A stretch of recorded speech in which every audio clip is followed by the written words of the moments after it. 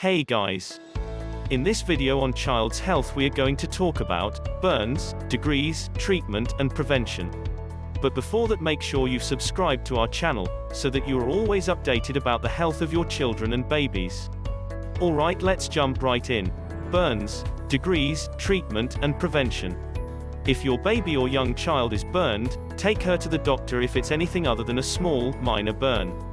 For burns that aren't serious, run the area under cool water, pat dry, cover loosely with a sterile bandage, and give her the appropriate pain medication for her age. What should I do if my child gets seriously burned? Get your child away from the source of the burn and out of danger. If his clothing is on fire, smother the flames with a towel, blanket, or whatever else is available, your coat, a curtain, etc. Place a clean, sterile cloth over the area if possible, but don't try to treat a serious burn yourself. Don't touch burns directly or breathe on them, because they're very susceptible to infection. How can I tell how serious the burn is? First degree burn. With the mildest kind of burn, only the outer layer of skin has been damaged. Symptoms. A first degree burn results in redness and, sometimes, slight swelling. It may look like a sunburn, and it may whiten, blanch, when touched lightly, but it doesn't develop blisters. The top layer of skin may peel off in a day or two. Healing typically takes a few days. Second degree burn. The second layer of skin has been damaged, resulting in blistering and swelling. Symptoms. This type of burn, also called a partial thickness burn, is usually very painful. The skin may whiten when touched, and the blisters may ooze a clear liquid. Healing may take a few weeks or more, depending on how severe the burn is. Third degree burn. With the most serious kind of burn, the skin is seriously injured, sometimes well below the surface. Symptoms. The skin may appear white or charred. Third degree burns, also called full thickness burns, initially may be less painful because the nerves have been damaged. The skin may become leathery. Healing depends on the severity of the burn. Most need to be treated with skin grafts. Healthy skin is taken from another part of the body and attached over the burned area to help it heal. If my baby or toddler is burned, when should I take her to the doctor? Call your child's doctor right away if the burn is anything but a minor first-degree burn, has penetrated her skin, causing a second-degree burn, covers an area larger than 2 inches in diameter. A burn that covers a large surface area should receive emergency medical attention, is on her eyes, hands, feet, or genital area. If my baby or toddler is burned, when should I call 911? Call 911 if he's in shock, skin is clammy and pale, lips or fingernails are bluish, pulse and breathing are rapid, pupils are enlarged, or he is weak, dizzy, or very anxious. Also get emergency help if the burn is a third-degree burn, is a chemical or electric burn, covers a large surface area, covers portions of the mouth and nose, which may indicate burns to the airway.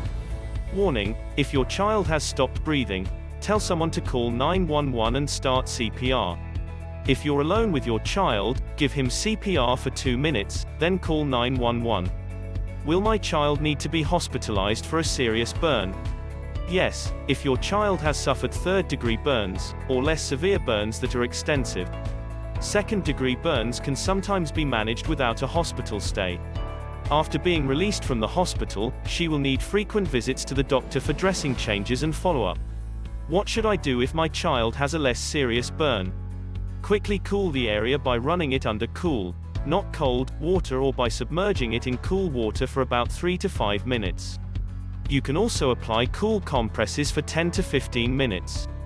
This will help decrease pain and swelling. Gently pat the area dry with a clean towel and cover it loosely with a sterile bandage. Don't apply ointment or cream unless your child's doctor tells you to. If the burn starts to blister, ask your child's doctor about using an antibiotic ointment. Apply the ointment she recommends, and cover the area loosely with a clean non-stick bandage. Never try to break a blister. Blisters are an important part of the skin's healing process. Ask the doctor about giving your child the appropriate dose of acetaminophen or ibuprofen to ease the pain. Don't put butter, grease, lotion, or powder on the burn. These can increase the risk of infection. Don't use ice, which can further damage the skin. Change the bandage once or twice in the following days, until the burn is healed. Gently wash it if the area if it gets dirty, and reapply ointment, if directed to use by your child's doctor, at each change. What should I do if my baby or toddler has a chemical burn? Burns from lye, acids, or other harsh chemicals may look much like a sunburn but are more serious. Take immediate action. Remove your child's clothing if the chemical is on it, cutting it away if necessary. If the chemical is dry, like a powder, find a safe way to brush it off your child's skin. Put on heavy work gloves, for example. Rinse the burned areas with cool running water for at least 15 minutes and wash gently with soap and water. Be careful not to get the chemicals in your child's eyes. Gently pat dry with a clean cloth.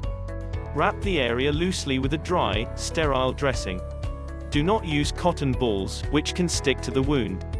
If the chemical splashed in his eyes, flush his eyes for 20 minutes with cool running water.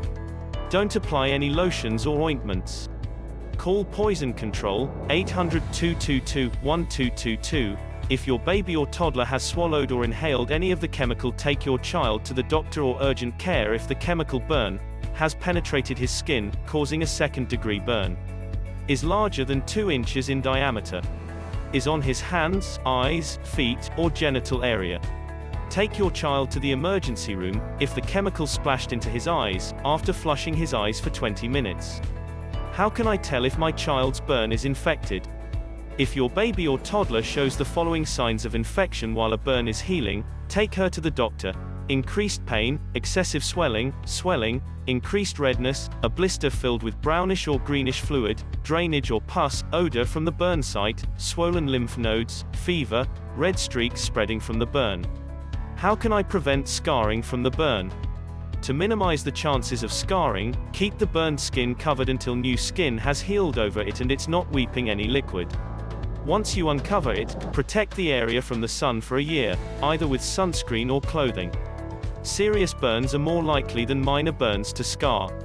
How can I prevent my baby or toddler from getting burned? Children's skin is thinner than adult skin, so it burns more easily. Children under age 4 are also more at risk for complications from burns.